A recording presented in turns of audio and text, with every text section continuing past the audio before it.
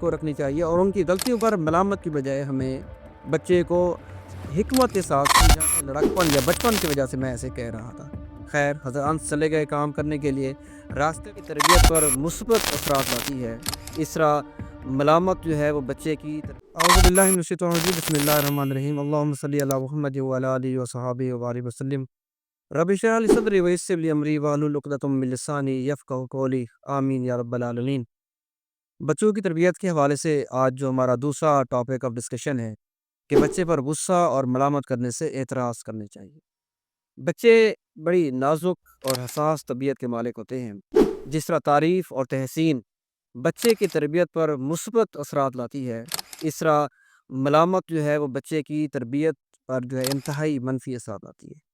حضرت انس رضی اللہ تعالیٰ عنہ سے روایت ہے کہ میں نے رسول اللہ صلی اللہ علیہ وآلہ وسلم کی 10 سال تک خدمت کی۔ آپ علیہ الصلوۃ والسلام نے اس سارے دورانیے میں مجھے کبھی یہ نہیں کہا کہ اے انس تو نے فلاں کام کیوں کیا، فلاں کام کیوں نہیں کیا، مطلب مجھے کبھی بھی آپ نے کسی حوالے سے نہیں ڈانٹا۔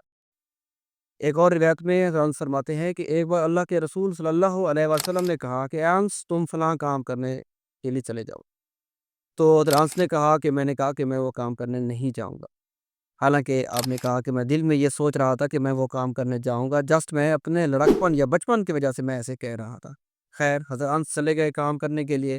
راستے میں بازار میں کچھ کھیلنے والے لڑکے مل گئے آپ کو، آپ ان کے ساتھ کھیل کود میں مصروف ہو گئے۔ اتنی دیر میں اللہ کے رسول صلی اللہ علیہ وسلم کسی کام کی ذات سے وہاں سے گزرے۔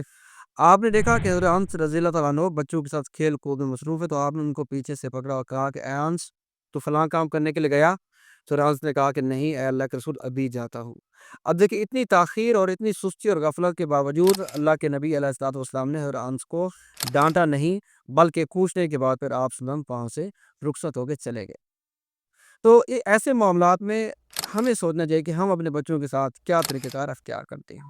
تو بچوں کی جو غلطیاں ہوتی ہیں ان پر درگزر کر کے بچوں کی اصلاح میں ہمیں رہنمائی کرنی چاہیے۔ بچے اپنے بچپن، اپنی کمزوری اور اپنے چھوٹے ہونے کی وجہ سے بچے میں غلطی کی بہت ساری گنجائش ہوتی ہے، بلکہ بچوں سے ہمیں غلطیوں کی ہی توقع رکھنی چاہیے اور ان کی غلطیوں پر ملامت کی بجائے ہمیں بچے کو حکمت کے ساتھ سمجھانا چاہیے۔ بچہ کوئی مشینی آلہ نہیں ہے کہ جس کو ہم اپنی منشا کے مطابق چلا سکیں۔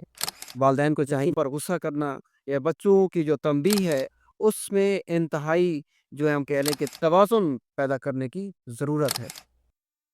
تو اس سارے معاملے میں دو باتیں بڑی اہم ہیں کہ بچوں کی تربیت میں غفلت اور بچوں کی تربیت میں درگزر دو ڈفرینٹ چیزیں ہیں۔